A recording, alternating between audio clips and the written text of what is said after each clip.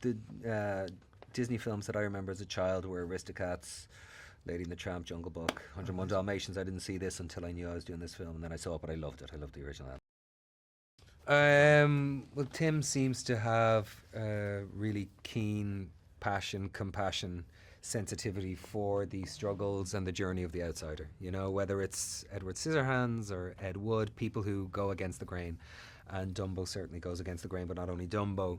Dumbo's surrounded by a plethora of characters who are all circus performers, and circus performers were, you know, while they were central to the experience of certain communities in America at that time as they traveled across the country, they were traveling across the country because they were outsiders and they were people that weren't kind of fitting in with what was perceived as the norm. So I think that's Tim very much as a filmmaker. He's an incredible visualist as well. Of course, he's an amazing artist, and he brought great life and color and sound to this world. And but I think more than anything, he has a, with that kind of potent imagination he also has a deep sensitivity that works for the story.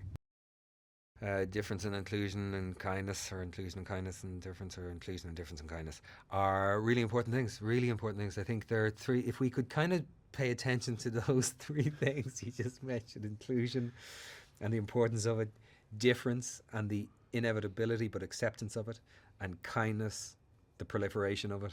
If we spent our time on those three things, we would be in much better shape as a race of people than we are today. So I think those themes are, you know, at the center of this film, even in relation to the character I play and his relationship to his children. I mean, and just accepting them for who they are, because he's trying to be a dad and he doesn't know how to be a dad, and he's trying to resist at times, or get them to resist their natural instincts and tell them what they should do. And we see in this, yeah, you got to give your kids structure, but his journey is about accepting his children for how magic and unique and individual they are.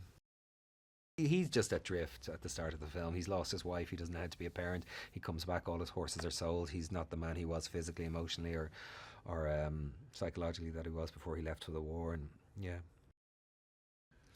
Oh, well, just the most obvious difference is this is live action, and the first film was in animation, and although there are certain artist renderings that are offered up in this film that didn't exist and were done after we finished the shoot, the principal photography, this world expands on the original world. The original world is very much circus. It's not human. It's all about the animals. We see human beings, but it's usually their bodies down or just in great numbers in the background as the crowd.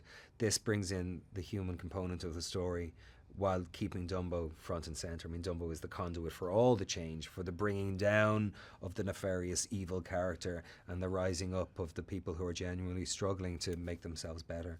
So it kind of just expands on what was there originally, but honors as well the tone and the theme of the original animated film.